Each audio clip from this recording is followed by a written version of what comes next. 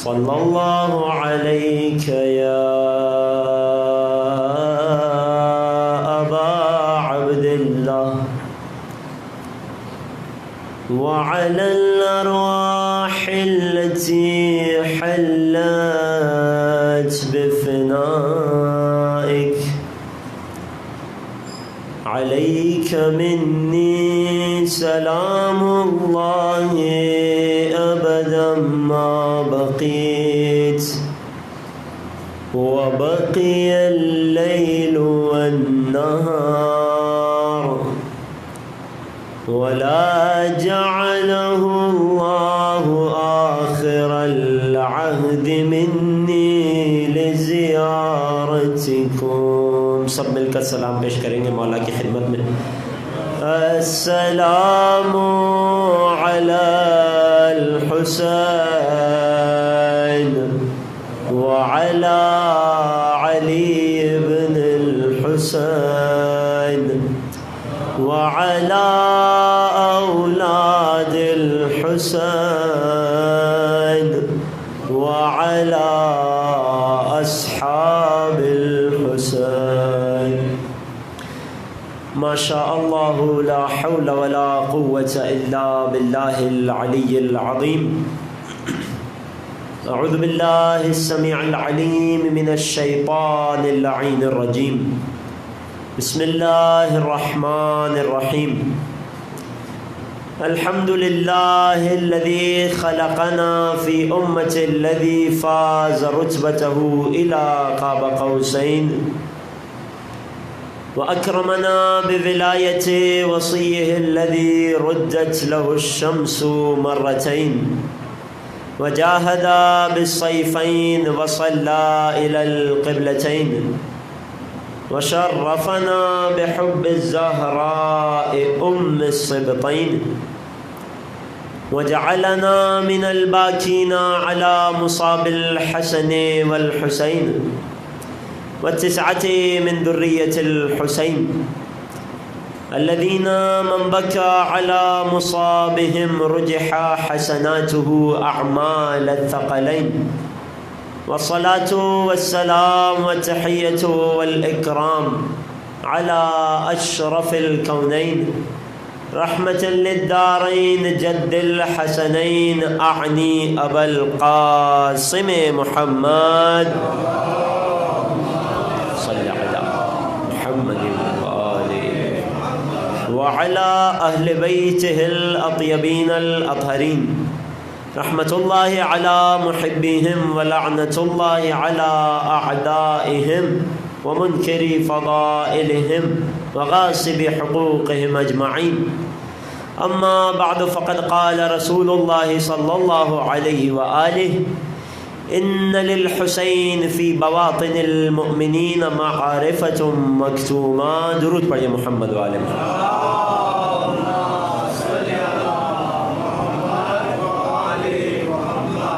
عزیزان محترم، عزاداران سید الشہداء، السلام علیکم ورحمۃ اللہ. عظم اللہ اجورنا واجورکم بمصابنا بالحسین وجعلنا وإياكم من الطالبين بثأره مع ولي الإمام المنتظر المهدي. درود پڑھ دیجئے امام زمانہ کی عظمت.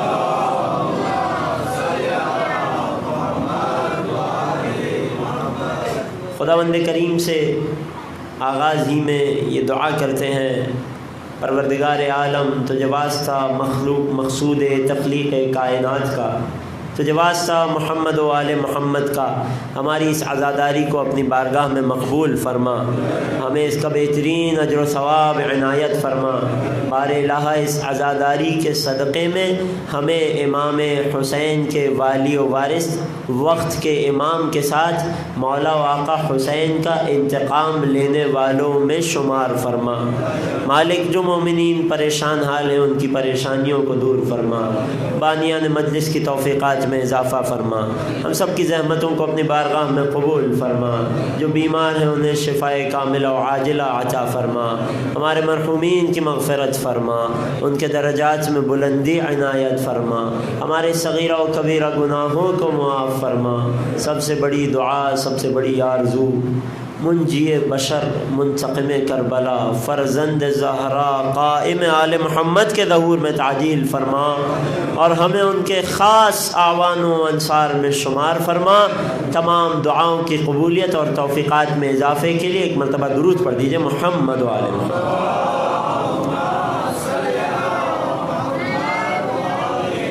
عزیزان محترم، عشرہ اولا سن 1441 ہجری کی یہ آخری گفتگو اگرچہ انشاءاللہ بتوفیق خدا مجلس سویم سے بھی خطاب کرنے کا موقع اور شرف حاصل ہوگا، مگر عشرہ اولا کی یہ ہماری باقاعدہ آخری گفتگو ہے۔ میرا عنوان معرفت امام حسین، سرنامہ کلام رسول اکرم کی وہ حدیث شریف کہ جو یقیناً اب تک آپ میں سے اکثر کے ذہنوں میں محفوظ ہو چکی ہوگی۔ کائنات کے رسول رحمت للعالمین ارشاد فرماتے ہیں کہ ان للحسین فی بواطن المؤمنین معارفۃ مکتومہ، بے شک میرے حسین کے لیے مؤمنوں کے دلوں میں چھپی ہوئی معرفت ہے۔ اس مکمل عشرہ اولا کی مجالس کے درمیان میری یہاں حاضری، آپ کا یہاں تشریف لانا، اس سب کا ایک مقصد یہی تھا کہ وہ جو اللہ نے ہم عزاداروں کے دلوں میں مولا حسین کی چھپی ہوئی معرفت کو رکھا ہے، اس میں سے اس چھپی ہوئی معرفت میں سے کچھ موتیوں کو ظاہر کر سکیں، اس معرفت کے سمندر میں سے کچھ قطروں سے اپنی ذات کو سیراب کر سکیں۔ مجھے امید ہے کہ ہم کسی حد تک سید الشہداء کی معرفت حاصل کرنے میں کچھ حد تک ہی صحیح کامیاب ضرور ہوئے ہوں گے۔ اس عشرہ اولا، اس عزاداری کے صدقے میں ہم جب اس عشرہ اولا کو اختتام کر کے اٹھیں گے، ان مجالس سے اٹھیں گے، تو اب محرم سے پہلے کی نسبت ہم سید الشہداء سے اپنے آپ کو زیادہ قریب محسوس کریں گے۔ عزیزان محترم، کل میں نے آپ کی خدمت میں اسباب ظاہری پیش کیے تھے امام حسین پر گریے کے، اور جیسا کہ وعدہ تھا کہ آج امام حسین اور قرآن کے حوالے سے کچھ عرائض آپ کی خدمت میں پیش کرنے ہیں۔ چونکہ آج کی شب مصائب بھی طویل پڑھے جاتے ہیں، اور واقعاً حق ہے اس رات کا کہ اس رات کو سید الشہداء کی مصیبت کو کچھ بیان کیا جائے، کچھ کھل کے مولا کو پرسا دیا جائے، کچھ کھل کے گریہ کیا جائے، اپنی آوازوں کو، اپنے ہاتھوں کو آزاد چھوڑا جائے۔ مگر اس سے پہلے چند عرائض آپ کی خدمت میں پیش کرنا چاہتا ہوں معرفت حسین کے ایک باب میں، کہ جس باب کا عنوان ہے حسین اور قرآن۔ اگر توجہات ہیں، قلوب متوجہ ہیں، سماعتیں آمادہ ہیں، تو ایک مرتبہ پھر سید الشہداء کی عظمت پر درود پڑھ دیجئے۔ آواز کلیئر ہے؟ عزیزان محترم، اگر حسین اور قرآن کا رشتہ سمجھنا ہو تو سب سے پہلے اس ایک حدیث کو اپنے ذہنوں میں محفوظ کرنا پڑے گا کہ جب ختمی مرتبت نے حسین کا تعارف کرواتے ہوئے فرمایا حسین منی وانا من الحسین، حسین مجھ سے ہے اور میں حسین سے ہوں۔ جب اس حدیث کو ذہن میں رکھیں گے اور سب سے پہلے مرحلے میں خود رسول خدا کے قرآن سے رشتے اور تعلق کو سمجھیں گے تو خود بخود ہمیں حسین اور قرآن کا آپسی تعلق سمجھ آ جائے گا۔ میں عرائض کا باقاعدہ آغاز کر رہا ہوں قرآن مجید کی ایک آیت سے کہ جب اللہ نے اس قرآن مجید جیسی ثقیل امانت، وحی الہی، وہ کتاب کہ جس کے اندر آیتیں بہت محدود ہیں، سورتیں فقط 114 ہیں، جب پاروں میں تقسیم کیا گیا تو فقط 30 بنے، اس کے باوجود اس مختصر سی کتاب کو قیامت تک کے لوگوں کی ہدایت کا کام کرنا ہے۔ اس عظیم الشان کتاب کہ جس کے بارے میں خدا نے کہا ولا رطب ولا یابس الا فی کتاب مبین، نہ کوئی خشک شے ہے نہ کوئی تری ہے مگر یہ کہ سب کا سب علم ہم نے اس کتاب میں جمع کر دیا ہے۔ وہ کتاب کہ جس کے بارے میں خدا نے کہا ذالک الکتاب لا ریب فیہ، یہ وہ کتاب ہے کہ جس میں کسی شک و شبہ کی گنجائش نہیں ہے۔ ھدی للمتقین، یہ کتاب متقین کے لیے ہدایت کی شے ہے۔ اس قرآن کو، اس کی ماہیت و حقیقت کو کچھ سمجھنا پڑے گا۔ جب خدا نے اپنی ہی لاریب کتاب میں، اپنی ہی لاریب کتاب کا تعارف بیان کیا، توجہات ہے نا، تو سورہ مبارکہ شعراء میں ایک عجیب آیت قرآنی ہمارے سامنے آتی ہے۔ کیا ارشاد ہوا؟ وَإِنَّهُ لَتَنزِيلُ رَبِّ الْعَالَمِينَ۔ نتیجے تک لے جانا چاہ رہا ہوں آپ لوگوں کی بیدار سماعتوں کو۔ بے شک یہ قرآن کیا ہے؟ تمام جہانوں کے پروردگار کی طرف سے نازل شدہ کتاب ہے۔ نازل ہونا یعنی اوپری منزل سے نیچے کی طرف اترنا، یا عرش سے فرش کی جانب آنا۔ اسی لیے تو ہم کہتے ہیں کہ جنگ احد میں ذوالفقار نازل ہوئی۔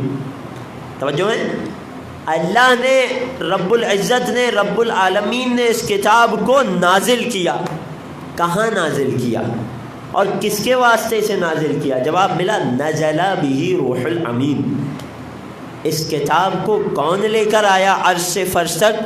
روح الامین۔ روح الامین کون ہے؟ جناب جبرائیل مقدس۔ سوال یہ ہے کہ یہ کتاب نازل کہاں ہوئی؟ یقیناً سب جانتے ہیں یہ آخری کتاب قرآن کہاں نازل ہوئی؟ ہمارے رسول پر نازل ہوئی۔ کیفیت کیا ہے؟ اگر تھوڑا اور دقت میں جا کر بیان کیا جائے تو قرآن کیا کہہ رہا ہے؟ نزل بہ روح الامین، اس کتاب کو روح الامین لے کر اترے، علی قلبک لتکون من المنذرین۔ اے رسول، جبرائیل امین اس کتاب کو کہیں اور لے کر نہیں اترے، خود آپ محمد کے دل پر لے کر اترے۔ توجہ رکھیے گا، آپ محمد مصطفیٰ کے قلب پر اس کتاب کو لے کر نازل ہوئے۔ اس کا مطلب یہ ہے کہ قلب محمد مصطفیٰ کیا عظیم شے ہے کہ جس قلب پر اتنی عظیم کتاب اتر رہی ہے۔ اگر ابھی بھی کسی کو قلب رسول خدا نہ سمجھ آیا ہو تو ایک اور آیت آپ کی خدمت میں پیش کر دیتا ہوں۔ ایک درود پڑھ دیجئے محمد و آل محمد۔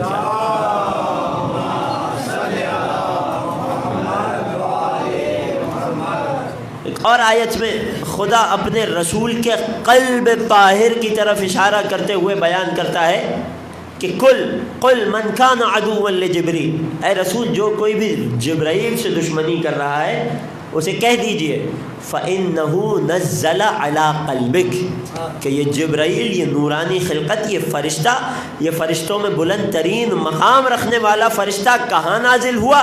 نزل علی قلبک، آپ محمد مصطفیٰ کے قلب پر نازل ہوا۔ توجہ ہے عزیزوں؟ یعنی کیا؟ یہ قرآن کہ جس میں ہر خشک و تر کا علم ہے، اتنی عظیم کتاب ہے، اس کے نازل ہونے کی جگہ کیا ہے؟ قلب محمد مصطفیٰ۔ یعنی قلب محمد مصطفیٰ ظرف ہے اور یہ قرآن مظروف بن رہا ہے۔ بات پہنچ رہی ہے؟ قلب رسول اس قرآن کے لیے برتن قرار پا رہا ہے، ظرف قرار پا رہا ہے۔ تو ایک جملہ تو کہنے کا حق رکھتا ہوں نا، یہ بات تو بالکل عقلی اور بدیہی ہے کہ ظرف ہمیشہ اپنے مظروف سے وسیع تر ہوا کرتا ہے۔ اور آسان الفاظ میں سمجھاؤں، اگر آپ کسی برتن میں کسی شے کو رکھ دیتے ہیں تو وہ شے زیادہ بڑی ہوتی ہے یا اس شے جس شے کو برتن میں رکھا گیا ہے وہ برتن زیادہ وسیع ہوتا ہے؟ توجہ ہے عزیزوں، کسی منزل تک پہنچانا چاہ رہا ہوں۔ اگر محمد مصطفیٰ کے قلب پر قرآن نازل ہو رہا ہے تو یہ بات یقینی ہے کہ قرآن مظروف ہے، محمد مصطفیٰ کا قلب قرآن کے لیے ظرف ہے۔ بات پہنچ رہی ہے؟ اور مظروف ہمیشہ، ظرف ہمیشہ اپنے مظروف سے وسیع تر ہوا کرتا ہے۔ اس کا مطلب قرآن کے جتنے بھی فضائل ہیں، محمد مصطفیٰ کا قلب اس سے کہیں زیادہ بلند تر ہے۔ توجہ ہے؟ بات پہنچ رہی ہے؟ وہ قرآن کہ جس میں ہر خشک و تر کا علم ہے، جو کتاب لا ریب فیہ ہے، وہ قرآن نازل ہو رہا ہے رسول کے قلب پر، رسول کے دل طاہر پر، اس قلب مقدس پر، یعنی قلب محمد قرآن سے زیادہ وسیع تر ہے، یعنی قلب محمد کا مقام و مرتبہ قرآن سے زیادہ ہے۔ اب اگر حسین کو سمجھنا ہو تو دیکھو رسول کیا کر رہے ہیں، کیا کہہ رہے ہیں۔ وہ محمد کے جس کے قلب پر قرآن اترا، وہ حسین کا تعارف کراتے ہوئے کہہ رہے ہیں الحسین مہجت و قلبی، حسین میرے قلب میں جاری ہونے والا خون ہے۔ توجہ ہے عزیزوں، بات پہنچ رہی ہے۔ میں بات کو اور آگے بڑھاؤں گا، ایک مرتبہ سید الشہداء کی عظمت پر درود پڑھ دیجئے۔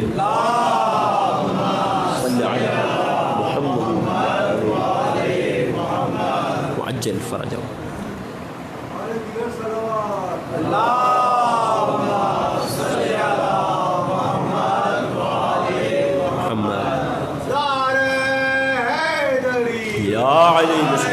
ایک مرتبہ ایک نعرہ ایسا لگائیے کہ جس کا اول سے آخر تک سب مل کر جواب دیں۔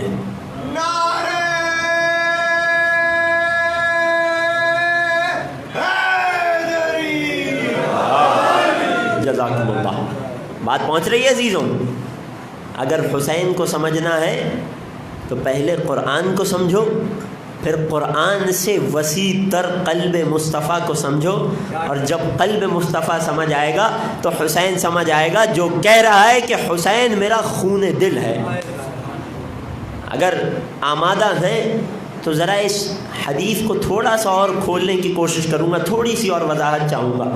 الحسین مہجت و قلبی، وہ مصطفیٰ کے جس کے قلب پر قرآن جیسی عظیم کتاب نازل ہو رہی ہے، وہ کہہ رہا ہے حسین مہجت قلب ہے، میرے قلب کا مہجہ ہے۔ میں نے بہت آسانی سے ترجمہ کیا، مہجہ کہتے ہیں خون دل کو۔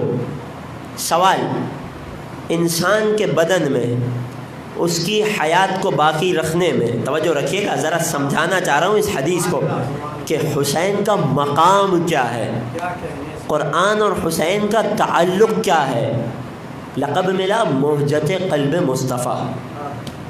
قلب یعنی دل، وہ عضو ہے بدن کا کہ جو انسان کو زندہ باقی رکھنے میں انتہائی اہم اور بنیادی کردار ادا کرتا ہے۔ یہ قلب کیا کام کرتا ہے، یہ دل کیا کرتا ہے؟ جو نوجوان یا بچے سائنس پڑھ چکے ہیں وہ اس بات کو بہتر طریقے سے سمجھیں گے، میرے بزرگ یقیناً جانتے ہیں۔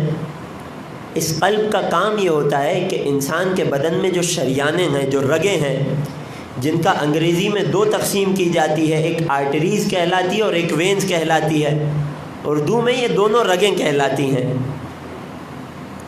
ایک قسم کی رگیں وہ ہیں کہ جو بدن کے ناقص خون کو دل تک لاتی ہیں تاکہ کامل ہو جائے۔ توجہ ہے، وہ خون کے جس میں ہوا یعنی آکسیجن نہیں ہے، جسے ڈی آکسیجنیٹڈ بلڈ کہا جاتا ہے، وہ زیادہ مشکل بات تو نہیں کر رہا، توجہات ہیں۔ وہ خون، وہ رگیں اس خون کو کہ جو ڈی آکسیجنیٹڈ ہے، جس میں آکسیجن نہیں ہے، ہوا نہیں ہے، اسے پورے بدن سے لے کر دل میں جمع کرتی ہیں۔ یعنی دل انسان کے بدن کا مرکز ہے، قلب مرکز کی حیثیت رکھتا ہے۔ دوسری رگوں کی، شریانوں کی وہ قسمیں جو دل کے ذریعے سے اس خون کو دوبارہ زندگی بخشتی ہیں، دوبارہ اسے آکسیجنیٹڈ کرتی ہیں، دوبارہ اسے بدن کے رگوں پے میں رچ بس جانے کی صلاحیت اور قوت دیتی ہے، اور پھر دل کے ذریعے سے اسے سارے بدن میں پھیلا دیتی ہے۔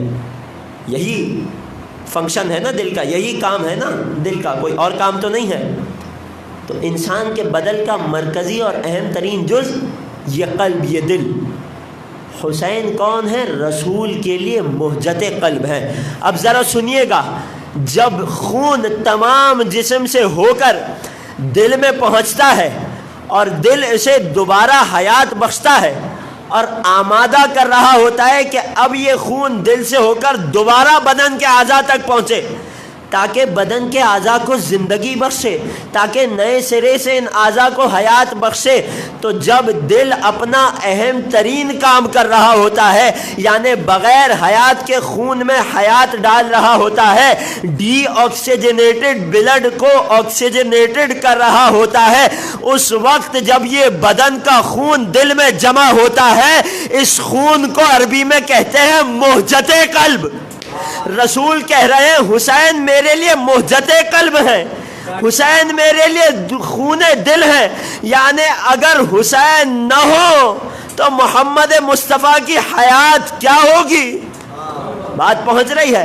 اگر محمد مصطفیٰ کی حیات میں کوئی مرکزی عضو ہے تو وہ دل ہے، اور اگر دل کا اہم ترین حصہ ہے تو وہ خون ہے۔ وہ خون حسین کو قرار دیا جا رہا ہے تاکہ یہ دنیا سمجھے کہ جس دل پر قرآن نازل ہو رہا ہے، جو دل قرآن سے زیادہ افضل ہے، اس دل کا اہم ترین حصہ حسین ہے۔ ایک درود اللہم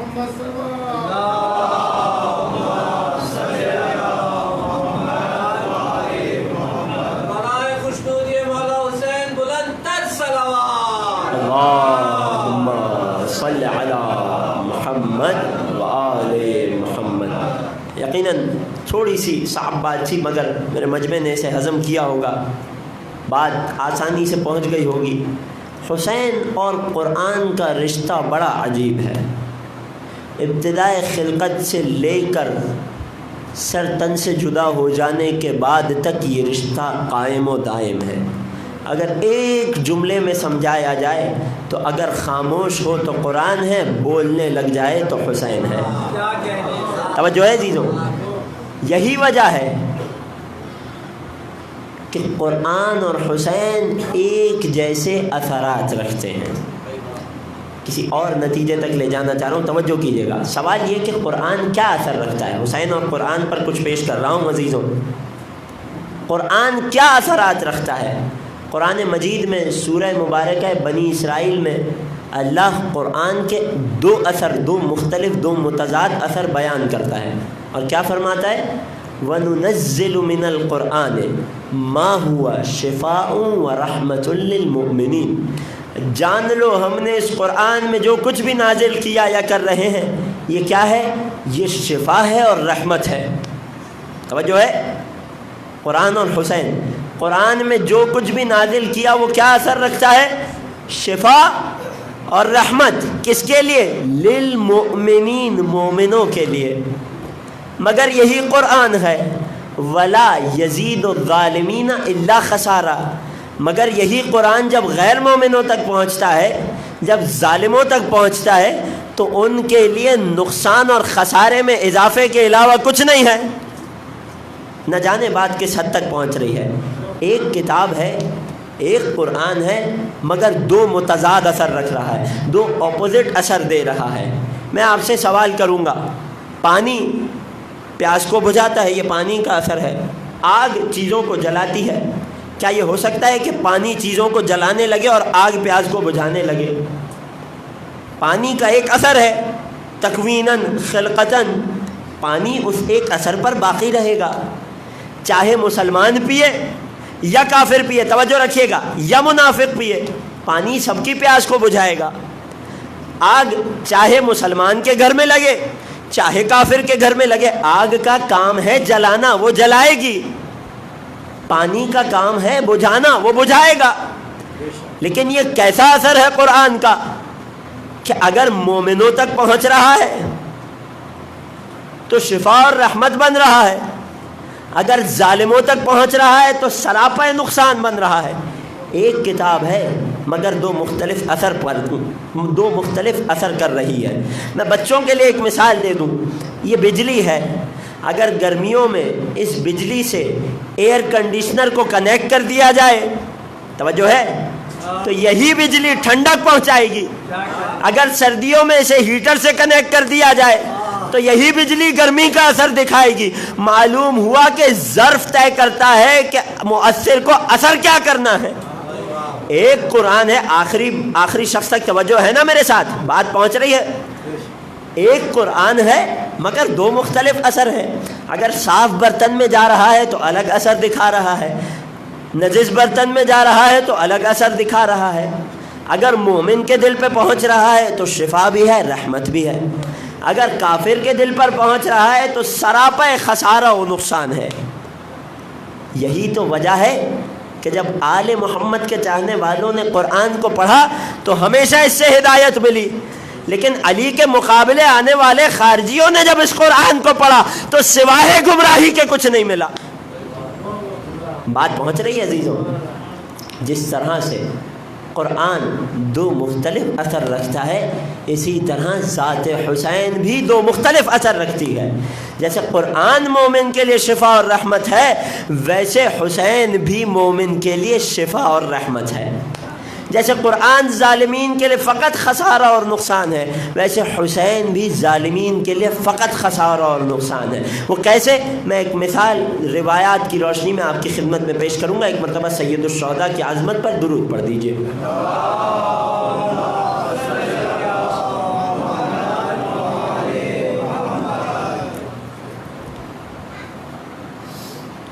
ایک قرآن، ایک کتاب، توجہ ہے نا میرے ساتھ، مگر مومن تک پہنچے جو شفا و رحمت بن جائے، ظالم کے ہاتھ لگ جائے تو سوائے خسارے اور نقصان کے علاوہ کچھ نہ دے۔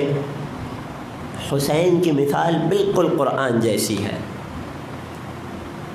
واقعہ پیش کرتا ہوں کہ جب میدان کربلا میں مولا کی شہادت ہو گئی تو جہاں دیگر تمام انسانوں نے، دیگر تمام مخلوقات نے حسین پر گریہ کیا، وہیں ایک خاص نسل کے کبوتر تھے کہ جو کربلا کی سرزمین پہ جمع ہوئے، جنہوں نے دیکھا کہ فرزند رسول کا لاشا بے گور و کفن تپتی دھوپ میں پڑا ہوا ہے اور خاک و خون میں غلطاں بھی ہے۔ میں ابھی فضائل کے جملے پڑھ رہا ہوں۔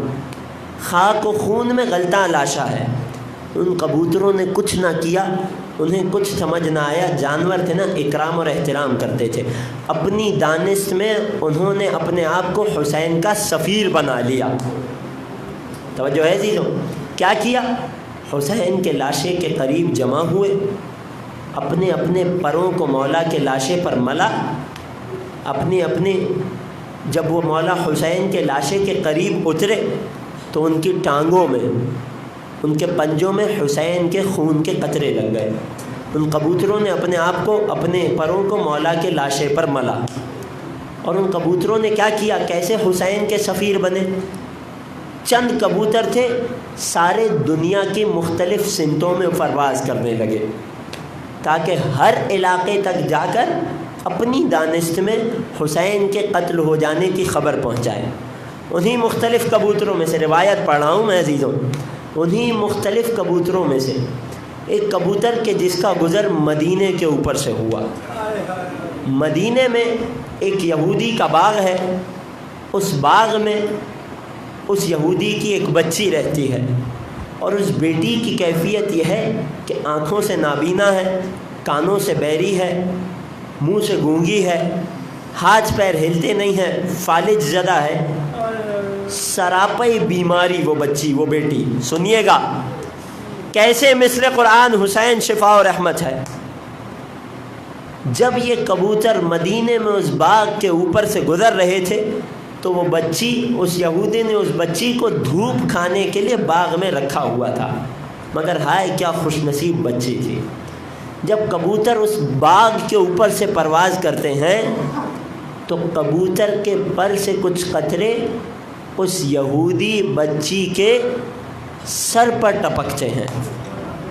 وہ بچی جو سراپا مرض تھی، کچھ دیر ہی گزری تھی کہ اس نے اپنے ہاتھوں پیروں کو حرکت دینا شروع کی، کچھ دیر گزری تھی کہ اس نے اپنی نظروں کو گھمانا شروع کیا۔ جس باغ میں اس کا سارا بچپن اور جوانی گزری تھی، اس باغ کو دیکھنا شروع کیا۔ کچھ دیر گزری تھی کہ اس نے پرندوں کے چہچہانے کی آواز کو اپنے کانوں میں محسوس کرنا شروع کیا۔ کچھ ہی دیر گزری تھی کہ اس نے اپنے منہ سے اپنے بابا کو پکارا۔ جب یہودی قریب پہنچا ہے تو حیران و پریشان رہ گیا، یہ کیا منظر ہوا؟ تو اس بچی نے اسے بتایا کہ اچانک یہ جو کبوتر ایک شاخ پر بیٹھا ہے، اس کے پروں سے خون کے کچھ قطرے گرے جو میری شفا کا باعث بن گئے. خون حسین، میں ذات حسین کی بات نہیں کر رہا ہوں، حسین کے بدن کا ایک حصہ، ایک جز کہ جو حسین سے جدا ہو گیا، ایک جانور نے اسے اپنا لیا اور اس کی صحیح جگہ تک پہنچا دیا. مثل قرآن یہ خون حسین شفا اور رحمت بن گیا. بات پہنچ رہی ہے عزیزوں؟ یہی خون حسین کہ جب ابن زیاد کا دربار تھا، خدا لعنت کرے اہل بیت کے تمام دشمنوں پر، ابن زیاد کے دربار میں جب سر امام حسین کو لایا گیا، اسی سر حسین کو جب ابن زیاد کے ایک دم سامنے پیش کیا گیا تو روایت کے جملے ہیں کہ سر حسین سے خون کا ایک قطرہ گر کر ابن زیاد کی ران پر لگ گیا. وہ دن تھا اور ابن زیاد کی موت کا دن تھا. ایک ایسا ناسور بن گیا اس کی ران پر، تمام کوفے کے طبیبوں کو جمع کر لیا مگر کوئی اس ناسور کا، اس دانے کا علاج نہیں کر سکا. دن رات ابن زیاد اس دانے کی تکلیف کی شدت سے چیختا چلاتا رہتا. اس کے غلام اور کنیز اس دانے کی بدبو سے، کراہیت کی وجہ سے اس کے قریب نہیں آتے تھے. دن رات چلانے میں گزرتا تھا. طبیبوں نے علاج سے ہاتھ اٹھا لیا، یہاں تک کہ ایک وقت ایسا آیا کہ یہ ملعون ابن زیاد اس دانے کی، اس ناسور کی تکلیف سے اپنے آپ کو بچانے کے لیے موت مانگنے لگا. کہنے لگا اے کاش مجھے موت آ جائے تاکہ اس تکلیف سے میری نجات پہنچے. اللہ اکبر. وہی خون حسین تھا. اگر ایک معصوم بیٹی پر پہنچ جائے تو شفا و رحمت بن جاتا ہے، اگر ظالم تک ٹپک جائے تو اس کے لیے سراپا نقصان و خسارہ بن جاتا ہے. مثل قرآن، حسین کا اثر مثل قرآن. ایک درود پڑھ دیجئے سید الشہداء کی عظمت.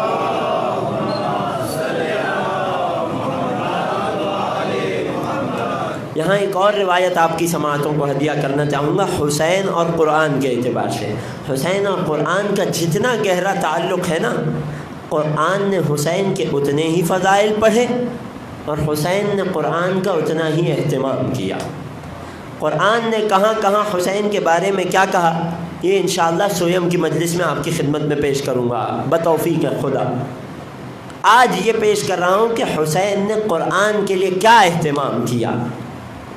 میرا مولا کہ جس نے رسول کی زبان چوس چوس کر علم کو حاصل کیا تھا، اگر اپنے کسی بیٹے کو قرآن سکھانا چاہتے تو حسین کے لیے کوئی مشکل بات نہیں تھی. صاحب کن فیکون کی ولایت ہے حسین کے پاس. توجہ ہے، اگر فقط اپنی زبان ہی چسا دیتے تو وہ بچہ قرآن اور اس کے تمام تفاسیر اور علوم کا حافظ بن جاتا، مگر حسین نے ایسا نہیں کیا. مجھے اور آپ کو پیغام پہنچانا چاہتے تھے. ایک معصوم امام نے کہ جس کے سامنے جبرائیل رسول پر وحی لے کر نازل ہوتے تھے، انہوں نے اپنے بچے کو قرآن کی تعلیم دینا چاہی تو ایک خاص استاد مقرر کیا. خبردار اپنے بچوں کو قرآن کی تعلیم دینے میں سستی نہ کرنا. حسین کا قرآن سے بڑا گہرا تعلق ہے. حسین نے اپنے بچوں کو سکھانے کے لیے قاری قرآن کو معین کیا تھا. خبردار اس کام میں سستی نہ کرنا. پیغام پہنچ رہا ہے نا آزاداران سید الشہداء تک. اور جب معین کر دیا، جیسے ہم اپنے بچوں کو قرآن کی تعلیم دینے کے لیے مدرسے بھیج دیتے ہیں یا قاری کو اپنے گھر دعوت دیتے ہیں کہ آئیے اور میرے بچے کو گھر آ کر قرآن پڑھائیے. خدا تمام والدین کو توفیق دے کہ اپنے بچوں کی بہترین تربیت کر سکے اور انہیں قرآن اور اہل بیت سے بہترین آشنا کروا سکے. امام حسین نے جب اپنے بچوں کی تعلیم کے لیے قرآن کو قاری کو معین کر دیا، اور جب قاری نے امام حسین کے ایک فرزند کو فقط سورہ فاتحہ کی تلاوت سکھا دی. کون سی سورہ؟ فقط سورہ فاتحہ، قرآن مجید کا سب سے پہلا سورہ. تو حسین نے اس قاری قرآن کو اپنے گھر میں دعوت دی.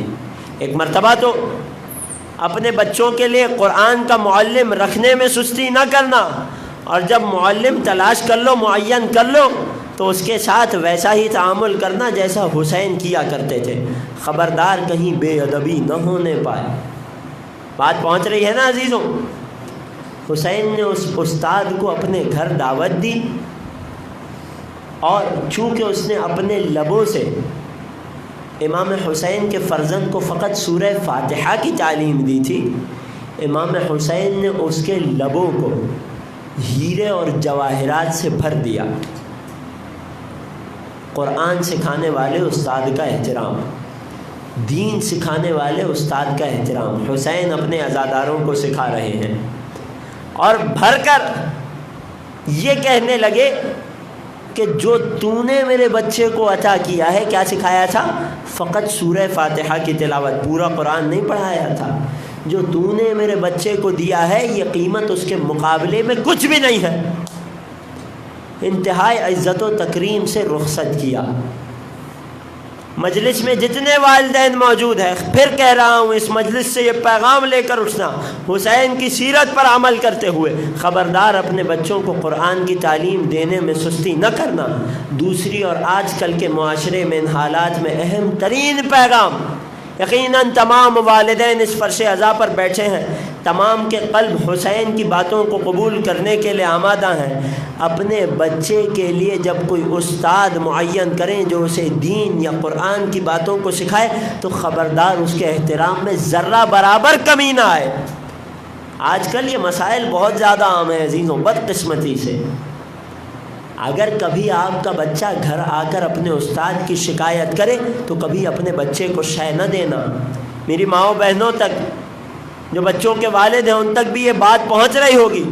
اگر بچہ اپنے استاد کی شکایت لے کر آئے، قرآن سکھانے والی، دین سکھانے والے کی شکایت لے کر آئے، تو کبھی اس کی بات پر کان نہ دھرنا، بلکہ اس بات پر اسے سمجھانا کہ اس استاد کا احترام کیسے کیا جاتا ہے۔ اپنے بچوں کو وہ تربیت دیجیے کہ بجائے اس کے کہ گھر آ کر اپنے اساتذہ کی شکایت ہم سے کرے، انہیں ایسی تربیت دیجیے کہ جہاں استاد میرے بڑھ کر سلام کریں، جہاں استاد نظر آئیں ان کی جوتیاں سیدھی کریں۔ ان کاموں میں توفیق ہے۔ بات پہنچ رہی ہے عزیزوں؟ کیوں؟ اگر آج آپ کا بچہ گھر آ کر اپنے معلم کی، اپنے استاد کی، دین سکھانے والے کی، قرآن سکھانے والے کی شکایت کر رہا ہے اور آپ اس بات پر اسے شے دے رہے ہیں، تو آج جب یہ بچہ اپنے روحانی باپ سے بدتمیزی کر رہا ہے تو بعید نہیں ہے کہ کل آپ سے بھی اس سے زیادہ بے ادبی سے پیش آئے گا۔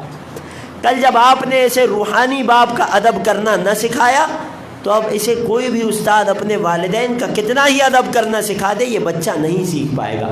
امید ہے پیغام پہنچ چکا ہوگا، بات واضح ہوگی۔ ایک مرتبہ درود پڑھ دیجئے محمد و آل محمد کے اندر۔ کیوں عزیزوں، کیوں قرآن سکھانے والے کا اتنا احترام حسین کر رہے ہیں؟ کیوں ہمیں یہ اہمیت بتا رہے ہیں؟ ایک حکایت، ایک قصہ، ایک روایت آپ کی خدمت میں پیش کروں گا اور بات واضح ہو جائے گی۔ نبی اللہ عیسیٰ اپنے حواریوں کے ساتھ ایک قبرستان سے گزر رہے تھے۔ ایک قبر کے نزدیک پہنچے، عیسیٰ نے اپنے حواریوں سے کہا اس قبرستان سے جلدی نکل جاؤ۔ جلدی سے حواریوں کے ساتھ قبرستان سے باہر آتے ہیں۔ جب کام کو مکمل کر کے دوبارہ واپس اپنی منزل کی طرف پلٹ رہے تھے تو جب اسی قبرستان میں، اسی قبر تک پہنچے، مجمع کی توجہ ہے نا میرے ساتھ؟ تھک کر تو نہیں سن رہے؟ جب اسی قبرستان سے، اسی قبر کے قریب سے عیسیٰ گزرنے لگے تو اپنے حواریوں سے کہنے لگے کہ ذرا اس قبر کے پاس ٹھہر جاؤ۔ اللہ اکبر! حواری پریشان ہو گئے۔ حواری بہرحال اصحاب تھے، اور نبی کے اصحاب نبی کی مانند تو نہیں ہوا کرتے، ہر کام کی حکمت ان پر واضح تو نہیں ہوا کرتی۔ توجہ ہے نا عزیزوں؟ کہنے لگے یا نبی اللہ، آپ اللہ کے معصوم نبی ہیں، آپ کی باتوں میں اتنا تضاد اچھا نہیں لگتا۔ نبی اللہ عیسیٰ نے فرمایا تمہیں اس کام کی حکمت معلوم نہیں ہے۔ یا نبی اللہ کیا حکمت ہے؟ فرمانے لگے کہ جب ہم اپنے کام کی طرف جاتے ہوئے اس قبرستان سے گزر رہے تھے تو میں نے اس وجہ سے اس قبر سے اور قبرستان سے جلدی گزر جانے کا کہا تھا کیوں اس وقت اس قبر پر، صاحب قبر پر عذاب نازل ہو رہا تھا، لیکن جب اب ہم پلٹ کر اس قبرستان میں آئے ہیں اور اس قبر کے قریب سے گزر رہے ہیں تو اس قبر پر اور صاحب قبر پر خاص رحمت کے فرشتے ہیں، خاص صاحب قبر پر رحمت نازل کر رہے ہیں۔ یا نبی اللہ ماجرا کیا ہے؟ پل میں عذاب ہے، اگلے ہی لمحے رحمت ہے۔ جواب سنیے گا نبی اللہ عیسیٰ کا، اور ساری حکمت واضح ہو جائے گی کہ کیوں حسین قرآن سکھانے والے کا اتنا احترام کر رہے ہیں، اور ہمیں بھی یہ بات تعلیم دے رہے ہیں، اور ہمیں اپنے بچوں کو کیوں یہ ادب سکھانا ہے۔ فرماتے کیونکہ اس مرنے والے کا، اس میت کا ایک چھوٹا سا بیٹا تھا، اس میت پر عذاب ہو رہا تھا، اسی اثنا میں اس بچے کی ماں نے اسے کتاب خدا، آسمانی کتاب کی تعلیم کے لیے ایک استاد معین کر کے دیا، اور اس استاد نے فقط بچے کو ایک جملہ تعلیم دیا۔ وہ جملہ کیا تھا؟ بسم اللہ الرحمن الرحیم۔ جب 4 یا 5 برس کے بچے نے اپنے لبوں سے یہ جملہ کہا اتنی معصومیت سے، بسم اللہ الرحمن الرحیم، شروع کرتا ہوں اللہ کے نام سے جو کیا ہے؟ نہایت مہربان، بڑا رحم کرنے والا ہے، تو خدا نے اپنے فرشتوں کو مخاطب کر کے کہا کہ جس کا بچہ مجھے اتنا مہربان کہہ رہا ہے، میں اس کے باپ پر کیسے عذاب نازل کر سکتا ہوں؟ بات پہنچ رہی ہے عزیزوں؟ ایک حرف جو آپ کی اولاد قرآن پڑھتی ہے وہ توشہ آخرت ہے، وہ قبر میں نجات کا باعث ہے، وہ ثواب جاریہ ہے، صدقہ جاریہ ہے۔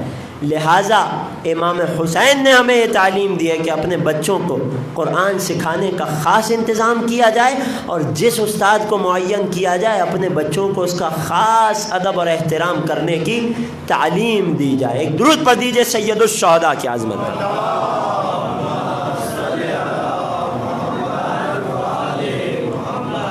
بات کو آگے بڑھاتے ہیں۔ میرا موضوع معرفت امام حسین، کس باب میں گفتگو کر رہا ہوں؟ حسین اور قرآن۔ حسین اور قرآن میں جتنا گہرا تعلق ہے بیان سے باہر ہے۔ میں فقط مختصراً، توجہات میرے ساتھ ہے نا عزیزوں، چند صورتیں اور ان کی مولا حسین کے ساتھ مشابہت آپ کی خدمت میں پیش کرتا ہوں، اور پھر منزل مصائب سے جڑ جاؤں گا۔ کون حسین؟ کہ جو ناطق قرآن ہے۔ کون حسین؟ توجہ رکھیے گا آخر تک۔ کون حسین؟ کہ سورہ شمس جس کے چہرے کے نور پر دلالت کرتی ہے۔ توجہ رکھیے گا۔ کون حسین؟ کہ واللیل جس کی زلفوں کا قصیدہ ہے۔ کون حسین؟ کہ سورج والنجم جس کی آنکھوں کی خوبصورتی کو بیان کر رہی ہے۔ کون حسین؟ کہ سورہ قیامہ جس کے حملے کو سمجھا رہی ہے۔ توجہ ہے عزیزو۔ کون حسین؟ کہ سورہ قمر جس کے بھائی ابو الفضل العباس کا قصیدہ پڑھ رہی ہے۔ ہر سورج کا ایک چاند ہوا کرتا ہے نا عزیزو۔ اگر محمد سورج تھے تو علی چاند کی مانند تھے، اگر حسین اپنے وقت کے سورج تھے تو عباس قمر بنی ہاشم تھے۔ یہ قرآن، اس کا حسین سے ایک عجیب تعلق ہے۔ جس فضیلت کی آیت کو اٹھا کر دیکھا جائے حسین کا قصیدہ پڑھتی نظر آتی ہے۔ سورہ مائدہ حسین کے اصحاب کی فضیلت پڑھتی ہوئی نظر آتی ہے۔ میں نے پڑھ دیا، آپ نے سن لیا۔ کیسے یہ سورہ مائدہ اصحاب حسین کی فضیلت ہے؟ مائدہ کا مطلب ہوتا ہے دسترخوان۔ توجہ ہے نا عزیزو؟ مائدہ کا مطلب ہوتا ہے دسترخوان۔ قرآن سے اصحاب امام حسین کی فضیلت بتا رہا ہوں۔ مائدہ دسترخوان۔ اس سورہ مائدہ کی آخری چند آیتوں میں اللہ نے نبی اللہ عیسیٰ اور ان کے حواریوں، ان کے اصحاب کا تذکرہ کیا۔ وہ کیا کیا کہ نبی اللہ عیسیٰ کے حواری ان کے پاس آتے ہیں اور نبی اللہ سے ایک دعا کرنے کو کہتے ہیں۔ دعا کیا ہے؟ عیسیٰ نے دعا کی، ربنا انزل علینا مائدۃ من السماء، اے خدا ہم پر آسمان سے منو سلوا کو نازل فرما، اے خدا ہم پر آسمان سے دسترخوان کو نازل فرما۔ ایک جملہ آپ کی شاداب سماعتوں کو ہدیہ کر دوں، وہ عیسیٰ ہیں کہ جن کے صحابیوں کو غذا اور پانی مل رہا ہے پھر بھی آسمان سے دسترخوان منگا رہے ہیں۔ یہ حسین کے اصحاب تھے کہ جن کی صبر و رضا کا یہ عالم تھا، 3 دن تک بھوکے پیاسے رہے مگر حسین سے کسی آب و غذا کا تقاضا نہ کیا۔ توجہ ہے عزیزوں؟ مولا حسین کی عظمت پر ایک درود پڑھ دیجئے۔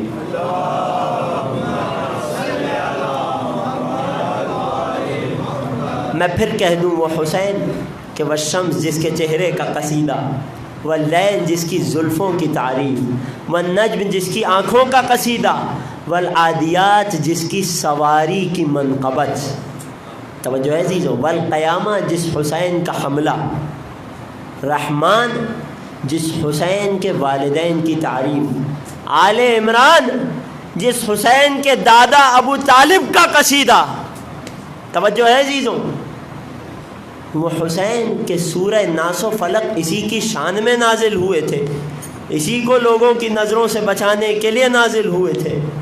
وہ حسین کے والفجر جس کی 10 راتوں کی گواہی دے رہا ہے، وہ حسین کے والعصر جس کی شہادت کے وقت پر گواہ اور دلیل ہے، وہ حسین کے سورہ سجدہ جس کے سجدوں کی یاد دلاتا ہے، وہ حسین کے سورہ یاسین۔ اللہ اکبر، بڑی عجیب منزل ہے۔ اب یہ جملے میرے اپنے جملے نہیں ہیں۔ یاسین کیسے لکھتے ہیں؟ یا الف یا سین یا نون، توجہ رکھیے گا، یاسین۔ صاحب تفسیر المیزان آیت اللہ محمد حسین طباطبائی کے یہ جملے ہیں، فرماتے ہیں عجب نہیں کہ یاسین وہ یا حسین ہو کہ جس کے سر کو تن سے جدا کر دیا گیا۔ اللہ اکبر، نہ جانے کس حد تک بات پہنچی۔ عجب نہیں کہ یاسین وہ یا حسین ہو کہ جس کے سر کو تن سے جدا کر دیا گیا۔ ہاں زاداروں، یہ سارا کا سارا قرآن حسین کی منقبت پڑھ رہا ہے، یہ سارا کا سارا قرآن حسین کی عصمت و طہارت کی گواہی دے رہا ہے۔ وہ سورہ احزاب کے جس میں حسین کی طہارت کی گواہی دی جاتی ہے، وہ سورہ دہر کے جس میں حسین کی سخاوت کا قصیدہ پڑھا جاتا ہے۔ وقت نہیں ہے کہ میں ایک ایک سورت کو گنواؤں اور اس سورہ کا حسین سے تعلق گنواؤں، بس یہ یاد رکھیے گا کہ یہ سارا کا سارا قرآن حسین کی شان میں نازل ہو چکا، یہ حسین کے دشمنوں کو بدنام کرنے کے لیے نازل ہوا۔ اللہ اکبر، وہ حسین کے جس نے اپنی شہادت کے بعد بھی قرآن سے تعلق نہیں توڑا، اس کا عزادار قرآن سے کیسے دور ہو سکتا ہے؟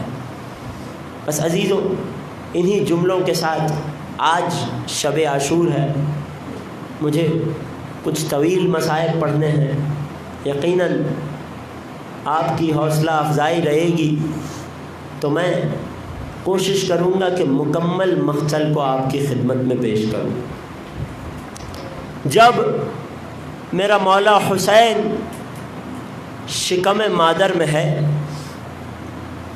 تو ایک روز شہزادی کونین، وہ مظلومہ بی بی اپنے بابا رسول خدا کی خدمت میں آتی ہیں۔ کیفیت کیا ہے کہ بی بی کی آنکھوں سے آنسو جاری ہیں، اور رسول کے جن سے اپنی بیٹی کی آنکھوں کے آنسو ہرگز برداشت نہ ہوتے تھے۔ اے فاطمہ، کیا ماجرا ہے؟ کیوں آپ کی آنکھوں سے آنسو جاری ہیں؟ فرمانے لگی، اے بابا، آج صبح سے میرے ساتھ ایک عجیب ماجرا ہو رہا ہے۔ بابا، میرے شکم میں موجود بچہ مجھ سے کلام کر رہا ہے، مگر عجیب جملے کہہ رہا ہے۔ صبح ایک جملہ کہتا تھا، دوپہر میں جملے کو تبدیل کر لیا، اور وقت عصر جملے کو تبدیل کر دیا۔ جب صبح کا وقت تھا تو کیا کہہ رہا تھا؟ مجھے آواز آ رہی تھی، السلام علیکی یا اماں وانا ولدک الغریب۔ اے ماں، اپنے غریب اور تنہا بیٹے کا سلام قبول کرو۔ جب ظہر کا وقت قریب آیا تو جملے کو بدل دیا، السلام علیکی یا اماں وانا ولدک العطشان۔ اے ماں، اپنے پیاسے بیٹے کا سلام قبول کرو۔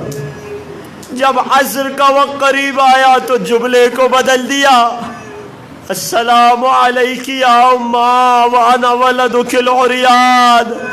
اے ماں، اپنے بے لباس بیٹے کا سلام قبول کرو۔ جب رسول نے یہ جملے سنے تو آنکھوں سے آنسو جاری ہو گئے۔ اے فاطمہ، ایک وقت ایسا آئے گا جب میدان کربلا میں تیرا لال تنہا ہوگا، پیاسا ہوگا، ذبح کر دیا جائے گا، اور لاشے پر سے لباس کو بھی چھین لیا جائے گا۔ اجرکم علی اللہ. کیسا ذبح کیا جائے گا؟ میرے مولا امام رضا کا جملہ ہے نا، یا ابن الشبیب ان شہر محرم اخرح جفوننا. ارے ماہ محرم نے ہمارے محمد کو اتنا رلایا کہ ہماری پلکیں زخمی ہو گئی. کیوں؟ فرمانے لگے یا ابن الشبیب ان کنت باکیا لشیء فابکی للحسین. اے فرزند شبیب، اگر کسی چیز پر رونا چاہتے ہو تو میرے جب حسین پر رونا. کیوں؟ فَإِنَّهُ ذُبِحَ كَمَا يُذْبَحُ الْقَبْشِ. کیونکہ میرے جد حسین کو ایسے ذبح کیا گیا جیسے کسی دمبے کو ذبح کیا جاتا ہے. میں ہاتھ جوڑ کے کہوں گا میرے 8ویں سرکار پرسے کو قبول کیجئے گا. یہ کیسی تشبیہ ہے مولا؟ جب دمبے کو ذبح کیا جاتا ہے تو دیگر جانوروں کی نظروں سے دور ذبح کیا جاتا ہے. جب دمبے کو ذبح کیا جاتا ہے تو پانی پلا کر ذبح کیا جاتا ہے. مولا چھری کو تیز کیا جاتا ہے. یہ کیسی تشبیہ ہے؟ عجب نہیں کہ جواب آئے. ارے جب دمبے کو ذبح کیا جاتا ہے تو چاروں جانب لوگ دیکھ رہے ہوتے ہیں مگر کوئی ذبح کرنے والے کو نہیں روکتا. میرے جب حسین کو ذبح کیا جا رہا تھا چاروں جانب لوگوں کا مجمع تھا مگر کوئی روکتا نہیں تھا، کوئی مدد کو نہیں آتا. اجرکم علی اللہ اجرکم علی الزہرا. جب روز عاشور کا سورج طلوع ہوا اور آذان علی اکبر سے صبح کا آغاز ہوا، یہ جو کل کی صبح نمودار ہوگی نا، اذان علی اکبر کو یاد کرنا. حسین صبح سے شام تک ایک ایک صحابی کو مقتل میں بھیجتے رہے، ایک ایک چاہنے والے کو مقتل میں بھیجتے رہے اور پھر سب کے لاشیں اٹھا کر گنج شہیداں میں لاتے رہے.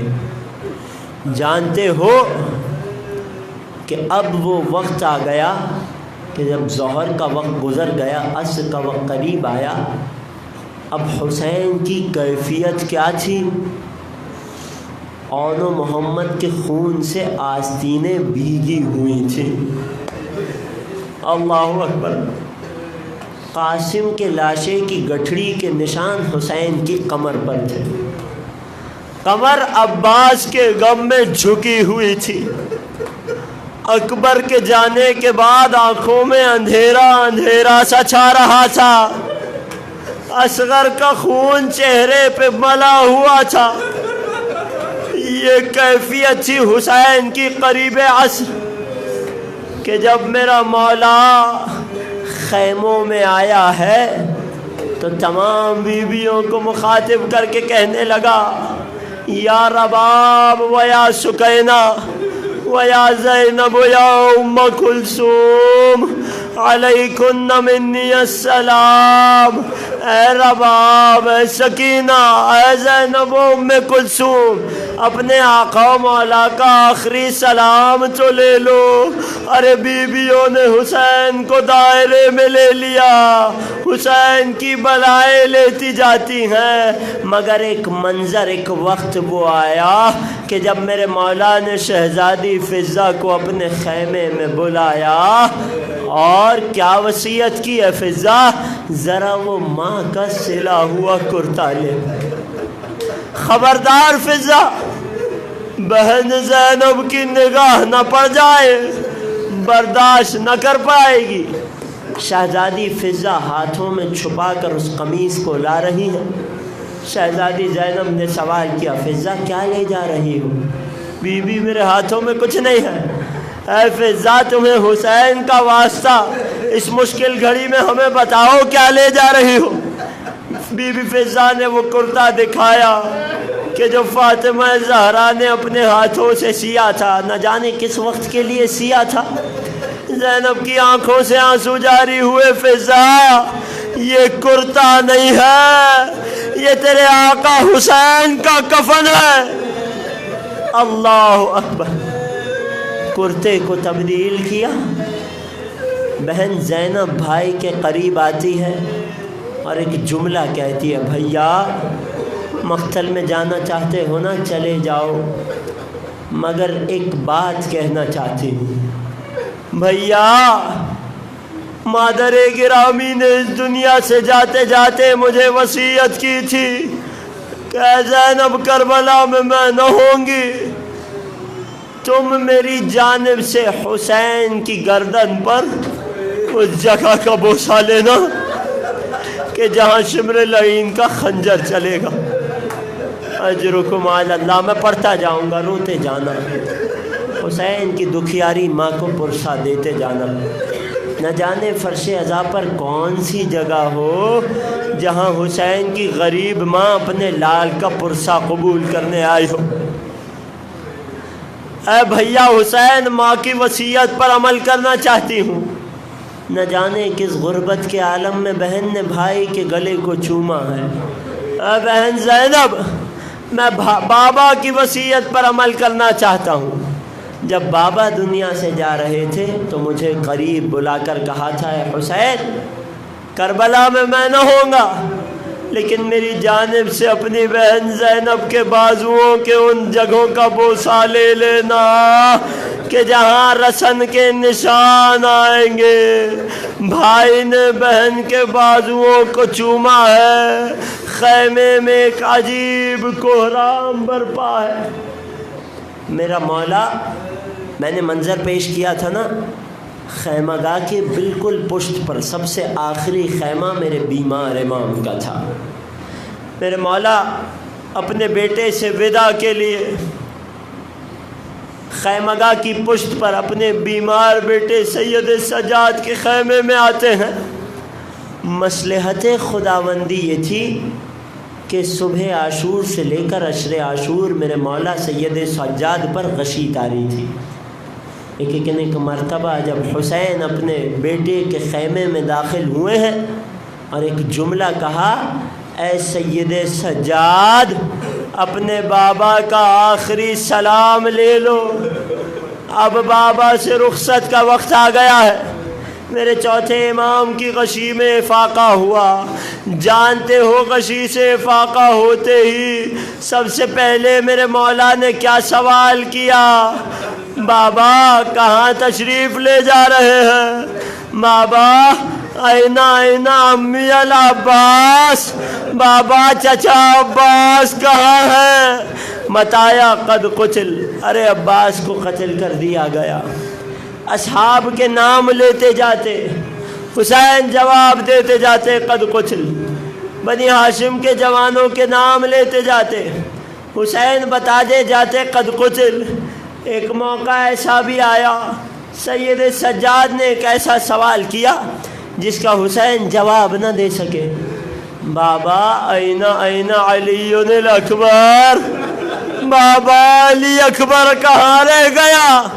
حسین نے جواب کو تبدیل کر لیا، کہنے لگے ما بقی فی الخیمۃ من الرجال الا انسا وانا۔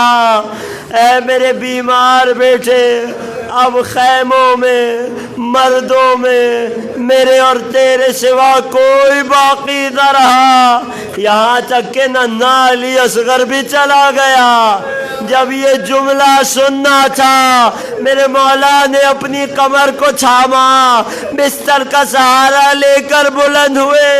اے پھوپھی زینب ذرا سا دیجئے، تلوار لائیے، میں اپنے بابا پر قربان ہوں۔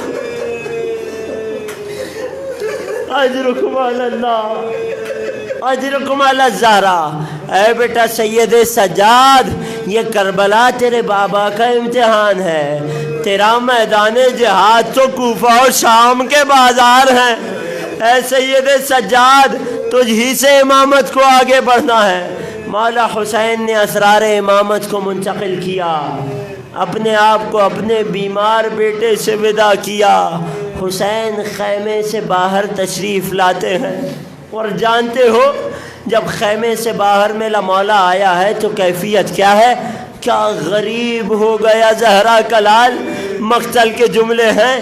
حسین نے خیمے سے باہر آ کر عجیب غربت سے فنظر یمینا و شمالا، ایک مرتبہ دائیں دیکھا، ایک مرتبہ بائیں دیکھا، اور تڑپ کر ایک جملہ کہا، اینا مسلم ابن اوسجا، اینا زہیر ابن قین، اے میرے اصحاب کہاں ہو، اے مسلم ابن اوسجا کہاں ہو، اے زہیر قین کہاں ہو.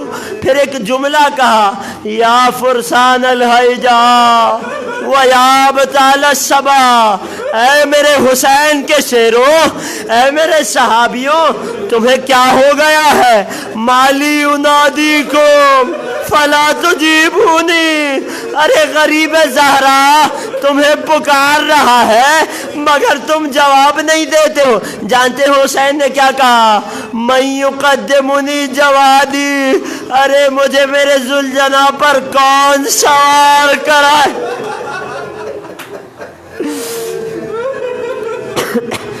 اجرکم علی اللہ، اجرکم علی الزہرا. گریہ کی صدائیں بلند ہو گئی. بی بی کوئی غم نہ دے سوائے غم حسین کے. آج کی رات رونے میں نہ شرمانا اور مجھے مکمل مقتل پڑھنے دینا. من یقدم الی جوادی، ارے کون مجھے میرے سواری پر سوار کرے گا. مقتل کے جملے ہیں. حسین کی غریب بہن زینب خیمہ گاہ سے اس منظر کو دیکھ رہی تھی. جب دیکھا کہ میرا بھیا اس غربت کے عالم میں ہے، خیمے سے باہر آتی ہیں. اے بھیا، اگر صحابہ نہ رہے تو کیا ہوا؟ اگر اکبر چلے گئے تو کیا ہوا؟ اگر عباس نہ رہے تو کیا ہوا؟ میں زینب اپنے بھیا کو. حسین جب کہ چلے بعد دوپہر رن کو، نہ تھا کوئی کہ جو تھامے رقاب دوسن کو. حسین چھپ کے کھڑے تھے جھکائے گردن کو، کہ جھاڑتی تھی سکینہ ابا کے دامن کو. ناصرا تھا کوئی شاہ کربلائی کو، فقط بہن نے کیا تھا سوار بھائی. جب میرا مولا اپنی سواری پر سوار ہوا، آگے بڑھنے کا حکم دیا، ذوالجناح حکم کو نہیں مان رہا. ذرا اپنی زبان کو ذوالجناح کے کانوں کے قریب لے گئے. اے ذوالجناح، کیا تو مجھ سے زیادہ تھک گیا ہے؟ ایک بات سن لے، آخری زحمت ہے، اس کے بعد کبھی حسین تجھے زحمت نہ دے گا. ارے راہوار حسین نے مظلومیت سے اپنے سر کو پیچھے کی جانب موڑا. حسین نے جب اپنی پشت کی جانب دیکھا تو کیا منظر ہے. 4 برس کی بچی ہے، ذوالجناح کے سمو سے لپٹی ہوئی ہے. اے ذوالجناح، میرے بابا کو مقتل میں نہ لے جا، سر کو پیٹ کر میرے بابا کو مقتل میں نہ لے جا. صبح سے دیکھ رہی ہوں جو کوئی مقتل میں گیا ہے واپس لوٹ کر نہیں آیا. حسین سواری سے نیچے اترتے ہیں. اے سکینہ، تمہیں صبر کا دامن نہیں چھوڑنا. اے سکینہ، ابھی بہت امتحان باقی ہے. اے سکینہ، ابھی کوفے اور شام کا منظر باقی ہے. ایک جملہ کہہ دوں عزیزوں جو محسوس کر سکے. وہ حسین کے جو آگے کا منظر دیکھ رہے تھے، جو دیکھ رہے تھے کہ اب اس کے بعد سکینہ کو کبھی نیند نصیب نہیں ہوگی، جو دیکھ رہے تھے کہ اس کے بعد سکینہ کے تماچے لگیں گے، کس دل سے میرے مولا نے اپنی 4 برس کی بچی کو ودا کیا ہوگا. بہن زینب کو بلایا. اے زینب، میں 4 برس کی بچی کو آپ کے حوالے کرتا ہوں، میرے بعد اسے اپنے سینے پر سلانا. ارے اس بچی کا بہت خیال رکھنا. یہ کہہ کر حسین اپنی سواری پر سوار ہوئے اور مقتل کی جانب چلے ہیں. حسین نے خوب شجاعت سے جنگ کی۔ بعض مقاتل کے مطابق 14 حملے میرے مولا نے پے در پے کیے، اور ہر حملے میں میرا مولا قلب لشکر تک جاتا تھا، وار کرتا تھا، سروں کو اڑاتا تھا، جسموں کو گراتا تھا، اور واپس استراحت کے لیے، آرام کے لیے، کچھ دیر سانس بحال کرنے کے لیے خیموں کی جانب پلٹتا تھا۔ اور کیوں نہ پلٹتا؟ جو 3 دن کا بھوکا پیاسا ہو، جو اتنا زیادہ تھک گیا ہو، جس سے صبح سے 72 لاشیں اٹھائے ہو، اس حسین کا عالم کیا ہوگا؟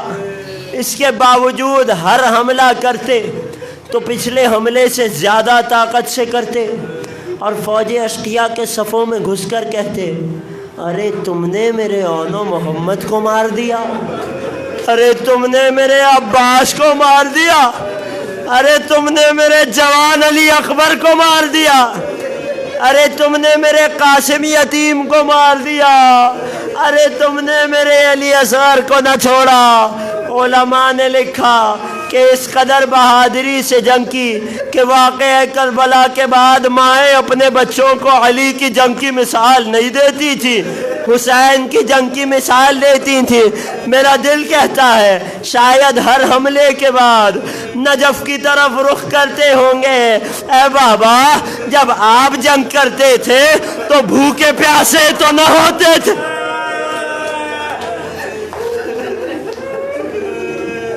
اجرکم علی اللہ، اجرکم علی الزہرا۔ حق ہے حسین کے مصائب پر رونا۔ میں مقتل پڑھنے لگا ہوں، جگر پھٹ رہا ہے، خدا ہی طاقت دے کہ حسین کا مقتل آپ کی خدمت میں پیش کر سکوں۔ بہت عظیم مصائب ہیں، ایسے مصائب کہ جنہیں آسمان و زمین مل کر برداشت نہ کر سکے، حسین نے تنہا میدان کربلا میں برداشت کیے۔ روایت کے جملے ہیں، مقتل کے جملے ہیں کہ جب حسین اپنے ذوالجناح پر سوار ہو کے کبھی لشکر کے میمنہ پر حملہ کرتے تھے، کبھی میسرہ پر حملہ کرتے تھے، کبھی کوئی تنہا حسین کے مقابلے میں آتا تو اسے واصل جہنم کرتے تھے، تو ایک مرتبہ لعین ابن سعد نے آواز دی، ھذا ابن قتال العرب احملوا علیہ من کل جانب۔ ارے یہ علی کا شیر ہے، یہ قابو میں نہیں آئے گا، اگر اسے قابو میں لانا چاہتے ہو تو ہر جانب سے حملہ کرو۔ مقتل کے جملے ہیں، فرقتم بالرماح، ارے کچھ لوگوں کے ہاتھوں میں نیزے تھے، فرقتم بالسیوف، کچھ کے ہاتھ میں تلواریں تھی، فرقتم بالحجار، ایک گروہ کے ہاتھ میں پتھر تھے جو حسین کو تکلیف دے رہا تھا۔ انہی پتھر والوں میں سے ایک شخص نے نشانہ سادھا، پتھر ہوا میں بلند ہوا، میرے مولا کی پیشانی پر، جس جگہ کائنات کا رسول بوسے لیا کرتا تھا۔ حسین کی پیشانی زخمی ہوئی ہے، سننا، سر کو پیٹ کر ماتم کرنا۔ مقتل کے جملے ہیں، جب یہ موقع ہوا فرفع قمیصہ لینزف الدم من جبینہ، ارے حسین نے اپنی قمیص کو بلند کیا تاکہ پیشانی سے خون کو صاف کرے۔ ایک لعین نے تیر سے شعبہ جوڑا، تیر چلا ہے قلب حسین میں پہ۔ اصغر سے کہا ہوگا، اے اصغر کربلا میں تو تنہا نہیں ہے جس نے تیر سے شعبہ کا لگنا تھا۔ میرا مولا زین فرس پہ سنبھل نہ پایا، سرزمین کربلا کی جانب آ رہا ہے حسین، عصر کا وقت قریب آ رہا ہے، ہر طرف سے لوگ حملہ آور ہوئے، کوئی نیزہ چبھو رہا تھا، کوئی تلواریں مار رہا تھا، کوئی پتھر مار رہا تھا، جسے کچھ نہیں ملتا تھا حسین کے زخموں پر خاک چھڑ۔ میرے مولا باقر کے جملے ہیں، قد کان، سن کر رونا، قد کان علی بدنہ 1900 جرح۔ میں کسی نے پوچھا، اے مولا آپ کے جد حسین کے بدن پر کتنے زخم تھے؟ فرمانے لگے حسین کے بدن پر 1900 زخم تھے۔ مولا ایک بدن پر 1900 زخم کیسے آ سکتے؟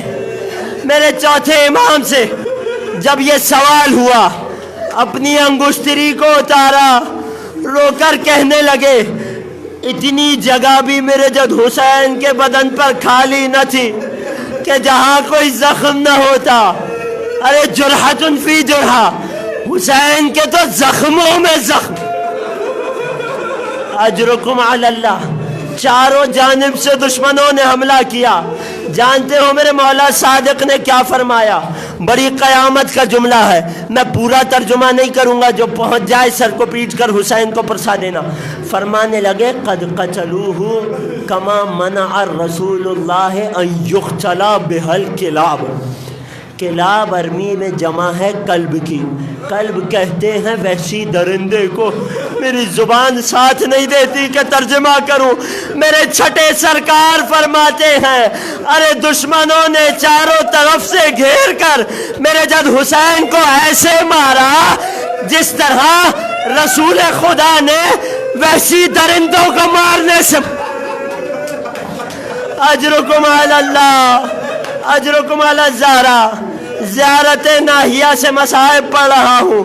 جب حسین زمین کربلا پر آ گئے، حسین کے زلجنا نے اپنی پیشانی کو حسین کے خون میں رنگین کیا، ایک مرتبہ خیموں کی جانب پلٹا۔ زیارت ناہیہ میں میرے مولا امام زمان کہتے ہیں جب خیمے پہ دروازے پہ آیا، سر کو جھکایا تو جانتے ہو سب سے پہلے کس بی بی نے زلجنا کا استقبال کیا؟ کسی اور بی بی نے نہیں، 4 برس کی یتیمہ نے۔ جانتے ہو زلجنا سے کیا سوال کیا؟ حسین کی یتیمہ نے، سر کو پیٹ کر ماتم کرو گے، حسین کی یتیمہ نے زلجنا سے یہ نہیں پوچھا کہ میرا بابا زندہ ہے یا قتل کر دیا گیا۔ یتیمہ نے پوچھا اسقیا ابھی ام قتل عطشانا، اے زلجنا بس اتنا بتا دے میرے بابا کو پانی پلایا گیا یا پیاسا شہید؟ زیارت ناہیہ کے جو فلما رأینا النساء جواد کا مخزیہ، جب بیویوں نے آپ کے زلجنا کی پیشانی پر آپ کے خون کو دیکھا، برزنا من الخدور، بیویاں خیموں سے باہر آ گئیں، علی الخدود لاتمات، رخساروں کو پیٹتی ہوئی آتی ہیں، وبالعویلی داعیات، بلند آواز سے واویلا کرتی آتی ہیں۔ جب مقتل میں پہنچی تو کیا منظر دیکھا، جگر پھٹتا ہے پڑھتے ہوئے وَالشِّمْرُ جَالِسٌ عَلَى صَدْرِهِ، شمر آپ کے سینے پر بیٹھ، قابضٌ شیبتک بیدہ، آپ کی داڑھی کو اپنے ہاتھوں سے۔ اجرکم علی الزہرا۔ ذابح لک بمہند، اپنے کند خنجر سے آپ کو ذبح کر رہا۔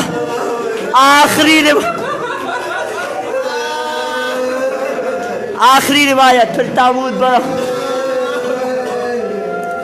آخری روایت کے عجیب جملے ہیں۔ جب شمر لعین میرے مولا کی سینے پر سوار تھا، داڑھی کو تھاما ہوا تھا، ہاتھ میں کند خنجر تھا، آسمان سے 13 گروہ زمین کربلا پر آ گئے۔ سننا حسین کی ماں فاطمہ زہرا کو پرسا دینا، 13 گروہ زمین پر آ گئے۔ جب پہلی ضربت چلی، آدم پیغمبر رسول کی خدمت میں ہاتھ جوڑ کے کہتے ہیں یا رسول اللہ اب برداشت نہیں ہوتا، اب حسین سے جنت میں ملاقات ہوگی۔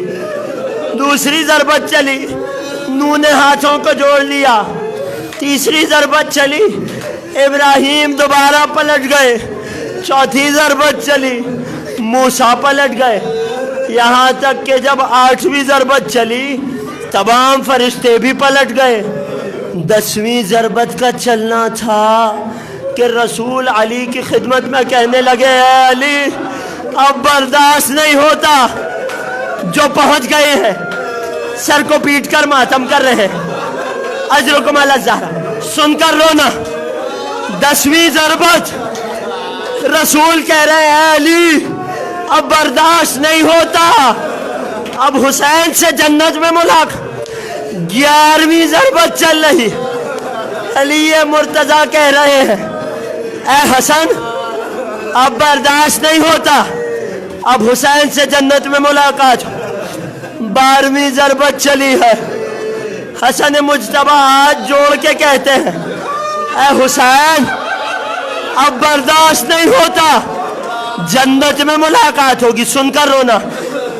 13ویں ضربت چل رہی ہے، حسین کی ماں فاطمہ زہرا اپنے لال کے سر کو گودی میں لے کر بیٹھی، اے حسین ماں فاطمہ، ہائے حسین کشتش، ہائے حسین